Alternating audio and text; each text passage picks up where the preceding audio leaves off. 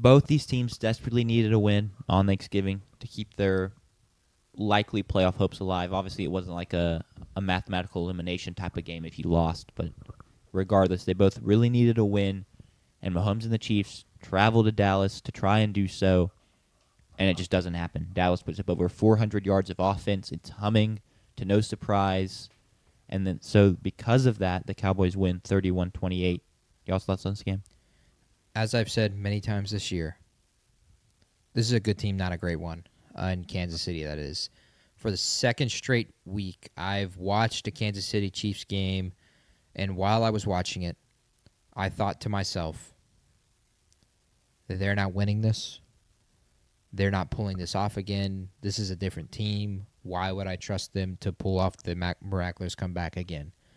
And they barely did against Indianapolis last week, and I said it's not sustainable. The proof is in the pudding. It was not sustainable on Thanksgiving. They fell asleep after eating the turkey, sadly. They, against one of the worst secondaries in the league in Dallas, which has been terrible all year, they had just 243 passing yards, and they end up giving Patrick Mahomes ends up getting sacked twice due to coverage sacks with this defensive back field with Dallas. That can't happen.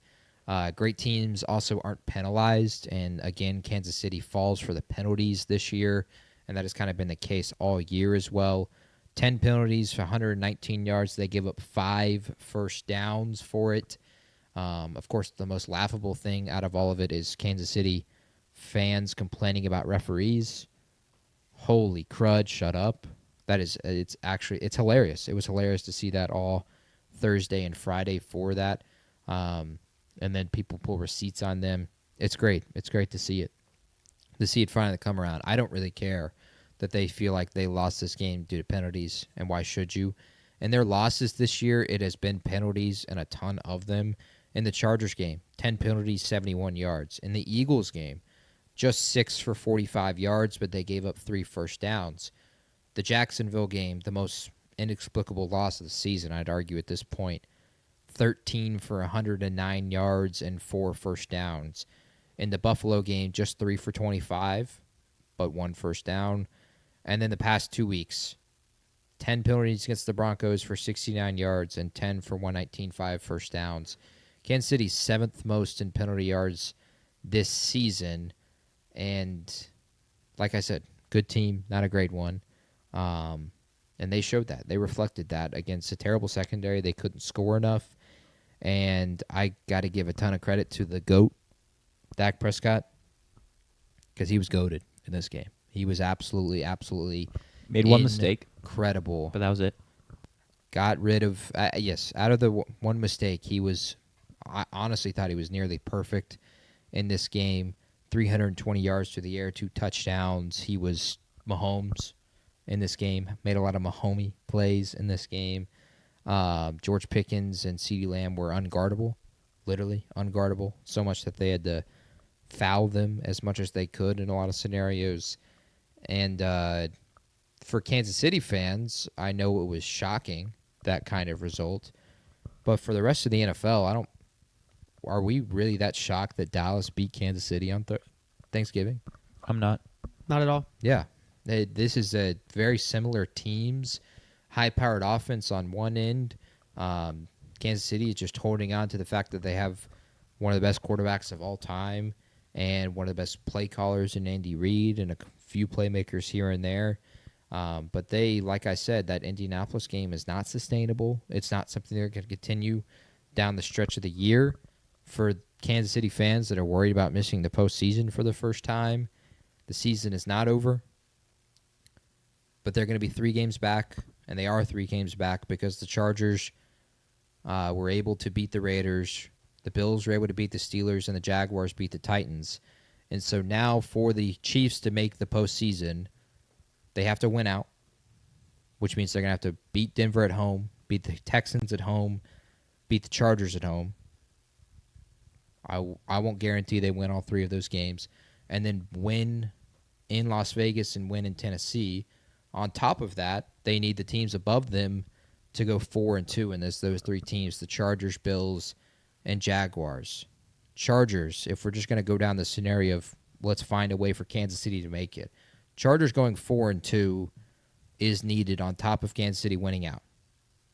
Raiders, Eagles, Texans at home. And then Chiefs, Cowboys, Broncos on the road. Possible. Completely possible. But I wouldn't rule it out that they could go 5-1. They could go 4-2. Buffalo has to go 4-2. They already beat the Steelers. So all of those teams already had that first win. Then the host the Bengals, the Patriots, the Browns, the Eagles, and the Jets. I would think Buffalo goes down the stretch and closes out. And then Jacksonville gets to play the Titans twice, the Colts, who are on their last leg, it feels like twice, Jets, and the Broncos. And so I will be, at this point, surprised if Kansas City makes the postseason. Of course, the NFL, and not the NFL itself, but NFL fans are cheering for it, absolutely, because we don't want to see that anymore. But, man, it's a good team, not a great team. I think that's the biggest takeaway. Once again, they're 6-6. The record proves it. There's no other real way to put it. For Dallas, it's going to be a long road. I think it's actually harder for them to make the postseason than Kansas City, which kind of sucks. They're going to have to beat Detroit, of course, on Thursday, and then go 3-1 in their last 4 games. On top of that, they will need Detroit to lose at least one more game on top of that Cowboys game on Thursday.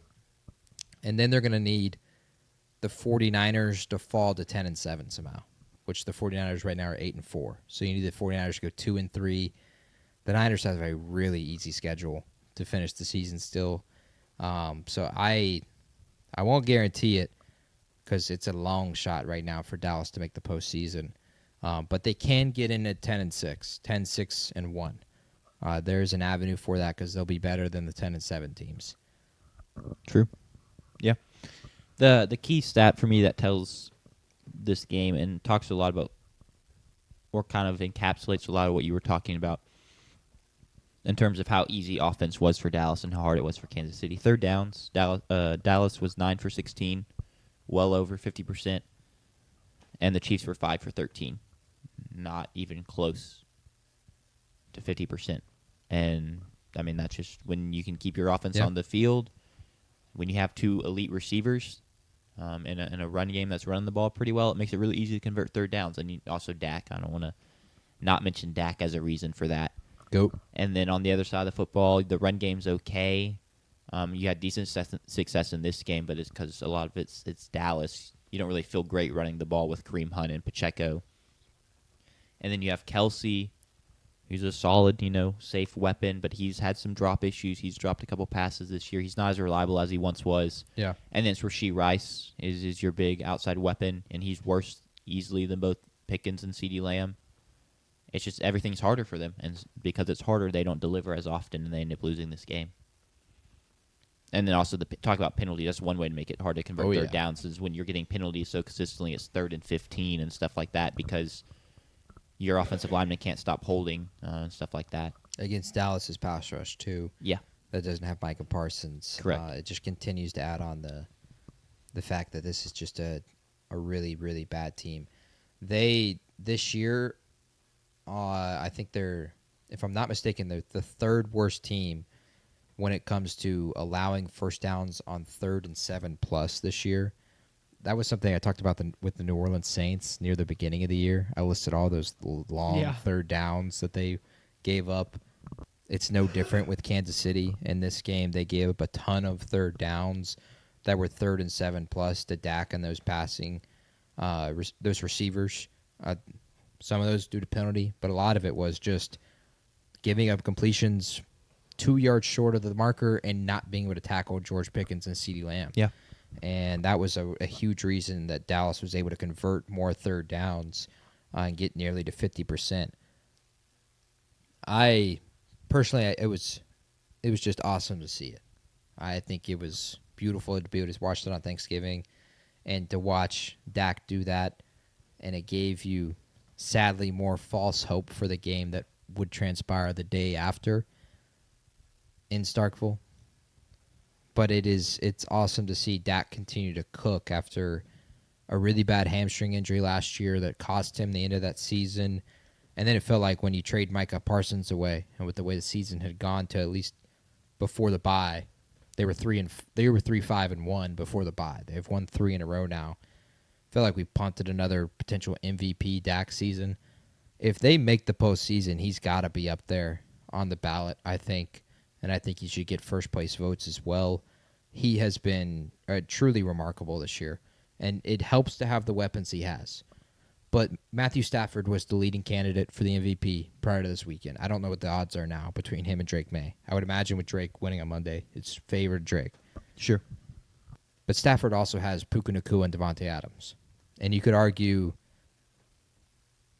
maybe both of them, if you lined up A to A and B to B, are better. The Rams have better than Cowboys. I think that's a fun argument. It's close. Puka better than CD and Devontae better than George Pickens. I think it's really close. Yeah. I would see potentially someone making the argument for the Rams on both of those. If they pull off somehow to make the postseason, which if they can beat the Detroit Lions, it's possible. They play the Vikings, Chargers, Commanders, and Giants to close. That's 3 very winnable games, and the Chargers won. I think he's got to be up there on some ballots for MVP. And if they make the postseason, look out, because they're going to find some way to choke it somehow. Sadly. Sure. Very, very sadly. It will be even more heartbreaking, honestly. Yeah. I It's can- what they did in 2016. They Yeah. go like they win 11 or 12 games, host Green Bay, and just get dominated in Dallas. So that's Dallas for you.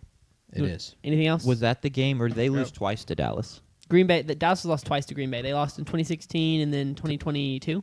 2022, they got blasted. 2016, Rodgers. Was the game-winning field goal where Rodgers Yeah, completed the Oh, pass on the yeah. sideline? Yep. Yep. one of the greatest passes ever.